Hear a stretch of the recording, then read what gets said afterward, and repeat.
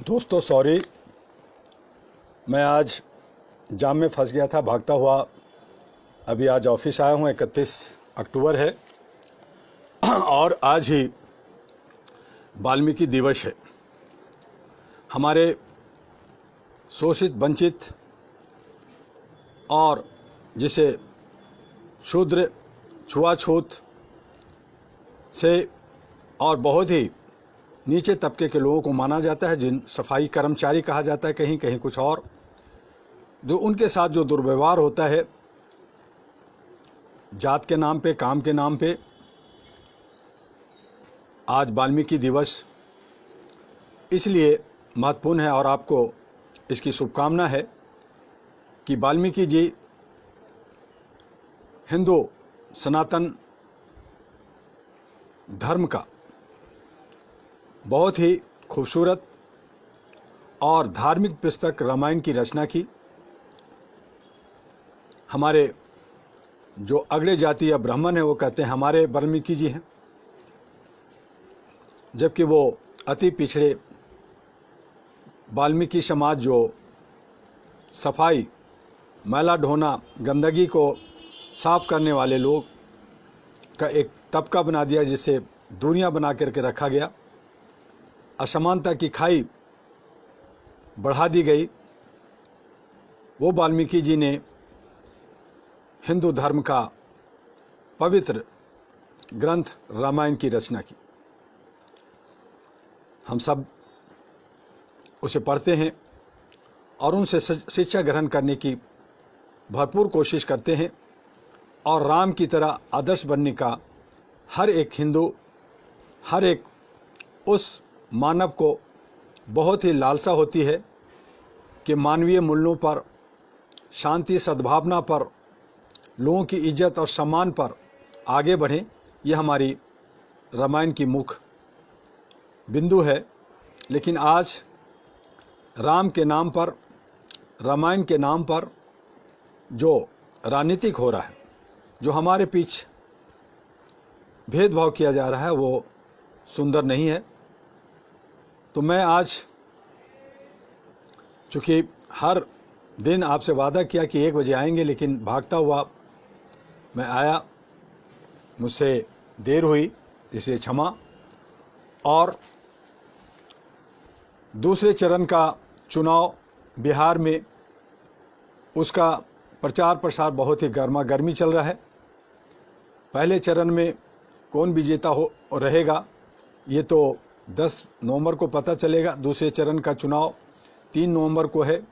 जनता काफ़ी जाग गई है, बहुत ही गर्मी है, और देखें कि कौन किसको जिताता है, कहाँ लोकतंत्र का चेहरा अच्छा दिखता है। तो उसका चुनाव 3 नवंबर को होगा, फिर हंगामा होगा और 7 नवंबर का तीसरे चरण का आखिरी चुनाव बिहार में है, और उसका रिजल्ट 10 नवंबर को आएगा और वहाँ से पता चलेगा कि बिहार की स्थिति क्या होगी, सभी पार्टियों की स्थिति क्या होगी, और फिर बंगाल और अन्य राज्यों की तरफ मूवमेंट होगा। तो ये हमारी राजनीतिक सरगर्मियां हैं, उस पर हम लोग बिजी हैं। सामाजिक कामों में बहुत सारे काम हैं, बहुत सारी मीटिंग्स, शहर में एक जगह से दूसरी जगह जाने में ही बहुत सारा समय लगता है। और दूसरी तरफ समानता दिवस, सरदार वल्लभ भाई पटेल के स्टैचू पे प्रोग्राम चल रहे हैं। हमारे आदरणीय प्रधानमंत्री नरेंद्र दास मोदी जी उसकी अगुवाई कर रहे हैं, उसकी देखरेख कर रहे हैं। तो समानता भी होनी चाहिए और हमारे बीच में जो जात पात का, ऊंच नीच का जो भेद है वो मिटना चाहिए। तभी हमारा ये जो अखंड भारत है, जो विभिन्नताओं में एकता लिए हुए सुंदर भारत है, ये और सुंदर हो सकता है। कल 1 नवंबर को अलग और भी बातें होंगी। तो आइए आज हम सुशासन, जो मानवाधिकार और सुशासन पे जो किताब लिखा, उसकी जो कोट्स हैं, वो थोड़ा सा और आज भी ऐड करें। इस तरह से थोड़ा थोड़ा चलेगा। तो आज हम ग्राम में रहने वाले किसान, जो हमारे अन्नदाता हैं, देवता हैं, उनके बारे में थोड़ी सी बात कर लें। भारत एक कृषि प्रधान देश है। यहाँ पर 60 से 70% आबादी ग्रामीण क्षेत्र से जुड़ी हुई है। कृषि क्षेत्र से 60 से 70% लोग जुड़े हुए हैं। भारत में कृषि क्षेत्र सिकुड़ता जा रहा है, क्योंकि जगह जगह बिल्डर लोग मकान बना रहे हैं, फैक्ट्रियाँ लग रही है और अन्य स्कूल कॉलेजेस बन रहे हैं। तो इस तरह से हमारी जो खेती की ज़मीन है वो सिकुड़ती जा रही है, कम हो रही। खेती अब प्रत्येक किसान के लिए लाभ का सौदा नहीं रह गया है। लघु व मध्यम जोत के किसान तमाम समस्याओं से ग्रस्त हैं।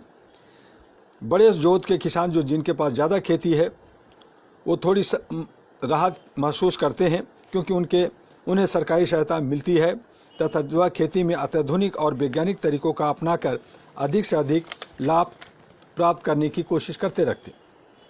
जबकि छोटे जोत के किसान परेशान हैं। देश के तमाम राज्यों के किसानों को साहूकारों से कर्ज लेकर खेती में लगाना पड़ता है।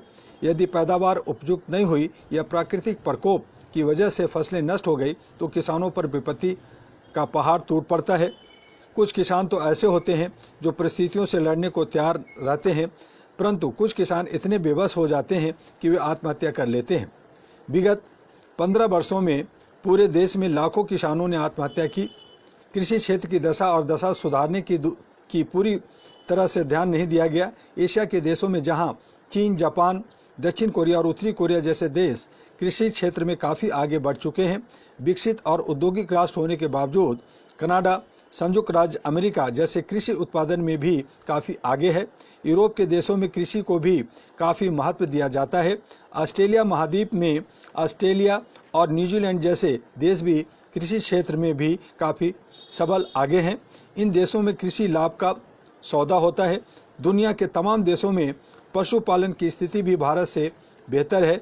दूध उत्पादन या ऊन उत्पादन में यूरोप के देशों का कोई मुकाबला ही नहीं है। इनमें स्कैंडिनेवियन देश काफ़ी आगे माना जाता है। ऐसे में भारत कृषि क्षेत्र में अभी तक समुचित विकास क्यों नहीं कर पाया है, इस पर सोचने की वाली बात है। देश के विकास में कृषि क्षेत्र का काफ़ी योगदान हुआ करता था, पर अब ये काफ़ी घट गया। ये तमाम परिस्थितियां बताती है कि सिर्फ कहने के लिए ही भारत एक कृषि प्रधान देश है। कृषि क्षेत्र की बदहाली आज भी बनी हुई है। किसानों को उचित दाम व सही समय पर न तो उन्नतिशील बीज मिल पाती है, न ही सिंचाई के लिए पर्याप्त साधन है। यहाँ तक कि कीटनाशकों के बारे में भी भारतीय किसानों को बहुत ही कम जानकारी है।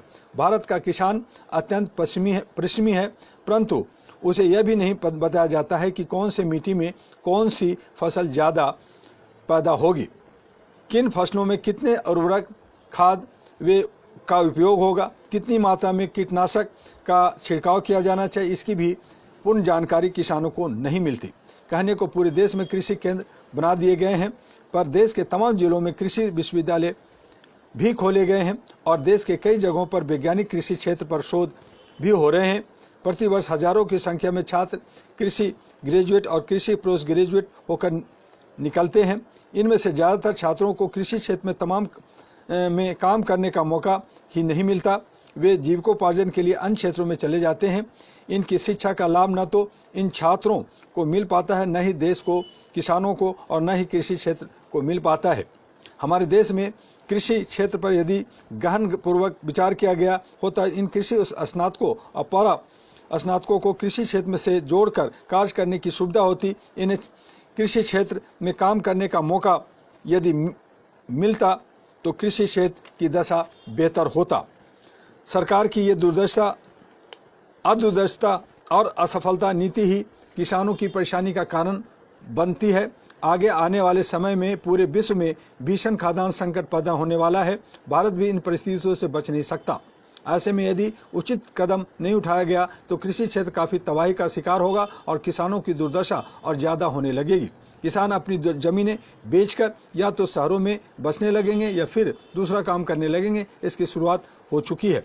और इन्हीं शब्दों के साथ हम उन अछूत भाइयों जिसको कहते हैं, उनकी श्रद्धांजलि देते हुए उनको हम प्रोत्साहित करने के लिए समानता का, एकता का, भाईचारे का, ऊंच नीच को ख़त्म करने के लिए जो all India human rights association का मुहिम है, अहरा नेशनल पार्टी का जो मुहिम है, उसको आगे बढ़ाएगी। और हम तमाम भारत के 36 राज्यों और बाहर के में जो हमारे मानवाधिकार के लोग हैं वो असमानता को ख़त्म करने के लिए, असमानता की खाई को ख़त्म करने के लिए सभी के साथ मिल करके एक ह्यूमन चैन मानव श्रृंखला बनाएं और आगे बढ़ें। फिर हम आपसे कल 1 बजे समय पर मिलने की पूरी प्रयास करेंगे। आप हमारे साथ जुड़ें और जुड़ते रहें। इसके लिए बहुत बहुत धन्यवाद। आपका डॉक्टर एमी दुआ, राष्ट्रीय अध्यक्ष अहरा और एनपी। नमस्कार, जय हिंद।